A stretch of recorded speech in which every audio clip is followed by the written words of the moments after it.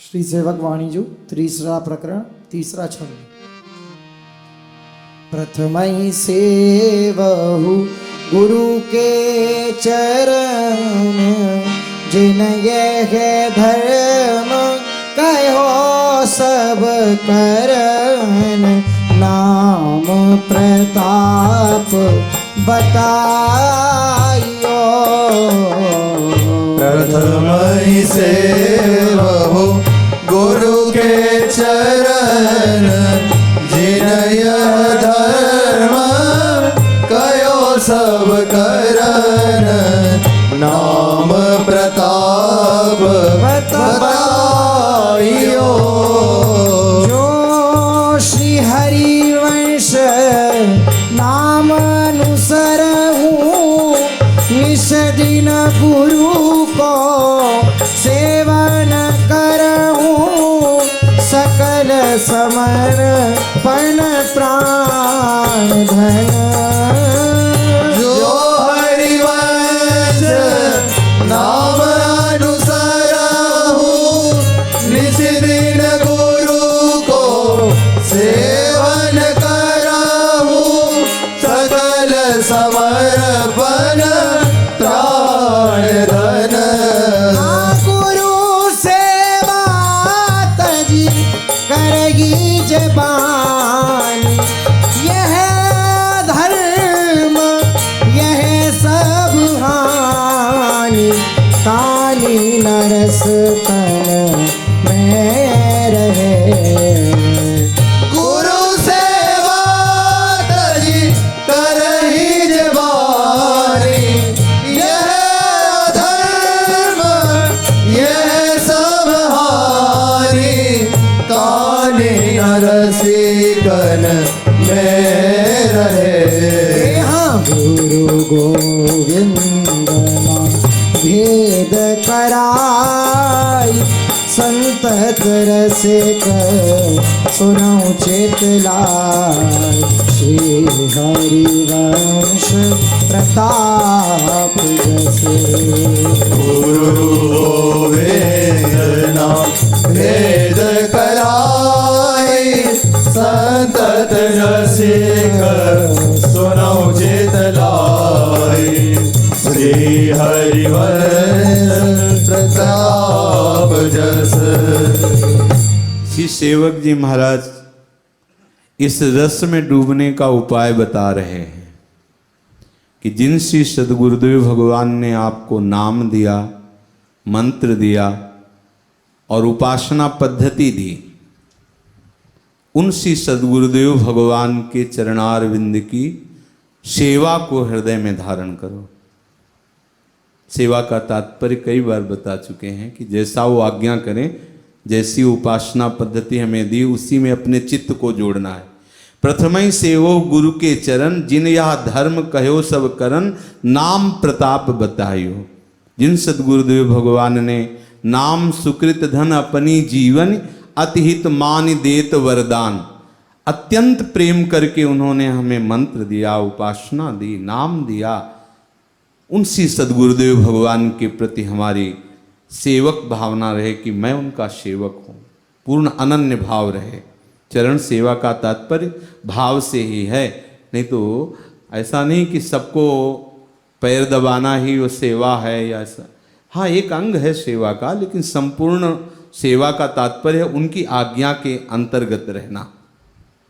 सेवक जी महाराज कह रहे हैं कि यदि गुरुदेव ने जो अपना जीवन धन नाम तुम्हें बताया है, रात दिन उनकी आज्ञा के अनुसार यदि नाम जपने का आप प्रयास करो, और गुरुदेव का जो रात दिन सेवन का तात्पर्य वो यही है कि जो नाम बताया है, जो उपासना बताई, रात दिन आप उनकी आज्ञा के अंतर्गत हो, तो रात दिन उनकी सेवा में हो, उनके अधीन हो।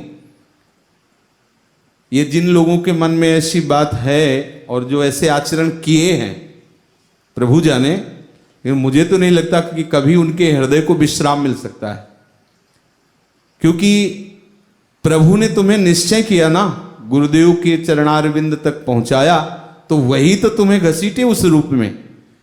इसके बाद जो मंत्र दिया, उपासना दी, इसके बाद तुम उनकी अवहेलना करके मनमानी विरुद्ध आचरण, और इसके बाद फिर ये कि बस इतना ही तो है कि आपने मंत्र दिया है, भेष दिया है, या आप जो नहीं ये रखा है, चलो रखने के लिए मिला था क्या?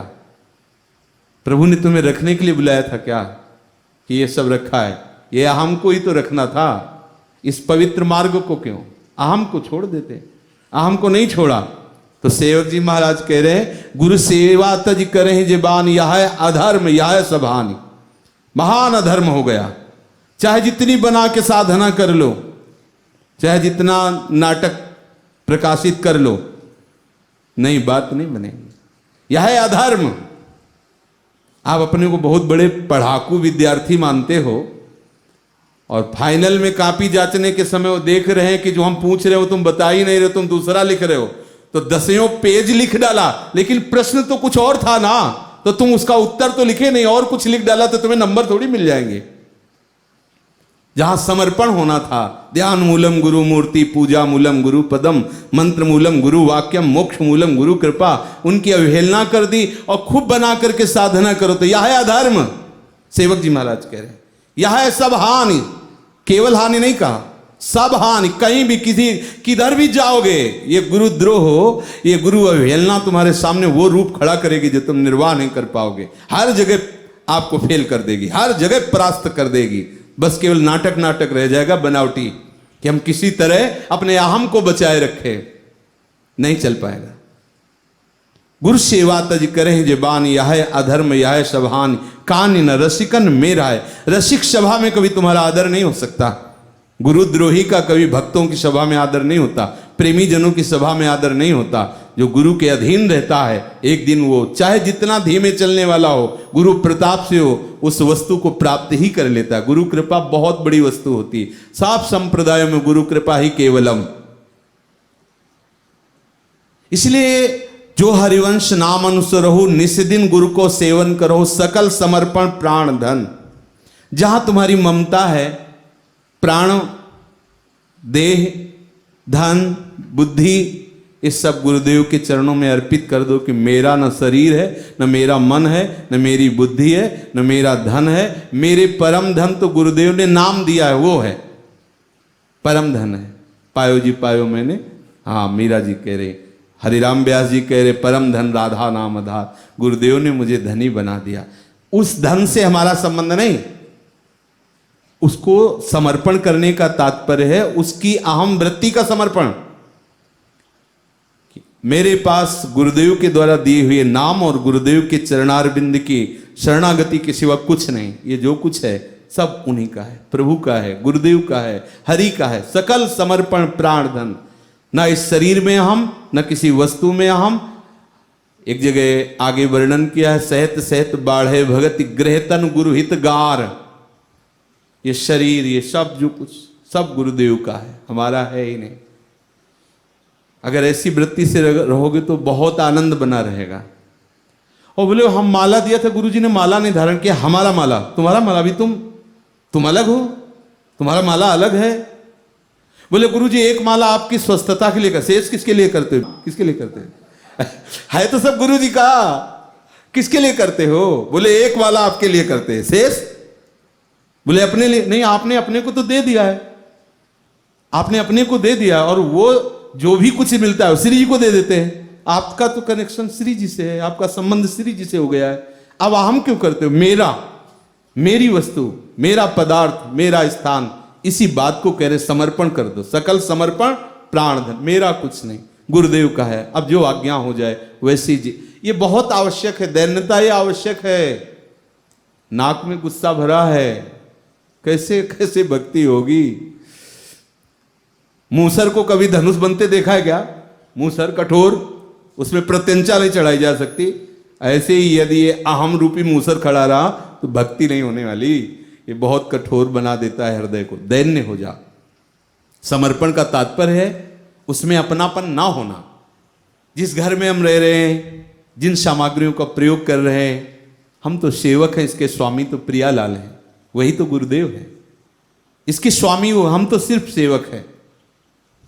नाथ सकल संपदा तुम्हारी, मैं सेवक समेत सुत नारी। हमारा अस्तित्व उनके चरणार बिंद से, ये भाव। गुरु गोविंद न भेद कराए। सेवक जी महाराज कह रहे हैं गोविंद प्रभु में और गुरुदेव में इतना भी भेद नहीं मानना चाहिए।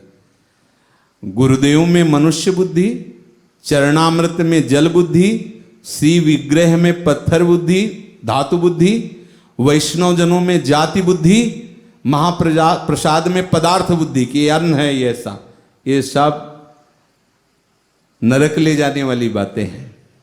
बड़े भाग्यशाली होते हैं जिनके हृदय में ऐसी निष्ठा होती है। गुरुदेव साक्षात हमारे प्रभु हैं। चरणामृत अकाल मृत्यु हरणम सर्वव्याधि विनाशनम, वो कोई जल है?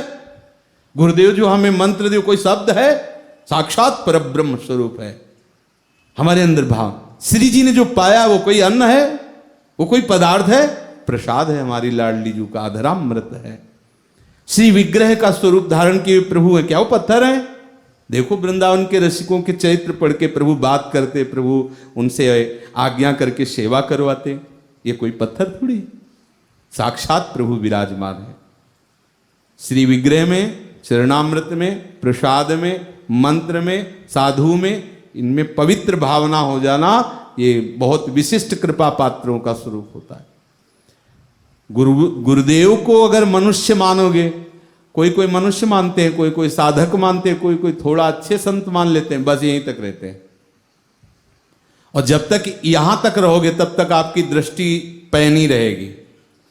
और ये ऐसा कैसे, और क्यों म्यों कैसा, संशयात्मा विनश्यति, मार्ग बदल जाएगा, आप गिर जाओगे। इसीलिए ऐसे अब इन्हीं बातों का दुरुपयोग किया जाता है, पाखंड में इन्हीं बातों का दुरुपयोग किया जाता है, क्योंकि सत्य का ही नकलीपन होता है। असली नोट का ही तो नकली छापा बनता है, वो ऐसे ही बनाया जाता है ना असली का, तभी तो नकली होता है। तो इन्हीं सत्य वार्ता को असत आचरणों में उतार करके इसी का दुरुपयोग कर दिया जाता है, तो ये पाखंड हो जाता है। गुरु गोविंद न भेद कराए, गुरुदेव साक्षात गोविंद ही गुरुदेव के रूप में पधारे हुए, ये हमारे लिए पर्सनल प्रभु का रूप है। हमारे लिए सब कोई इनको भगवान माने ऐसा नहीं, ये मेरे लिए हैं, मेरे लिए मेरे भगवान हैं, मेरे लिए आए हैं, इन्होंने मेरे को स्वीकार किया है, मेरे प्रभु हैं। बस ये भाव से ही तो हमारा कल्याण होना है। संतत रसिक सुनो चितला, हे रसिक जन निरंतर आप सुनो, हम श्री हरिवंश के प्रताप जस का वर्णन कर रहे हैं।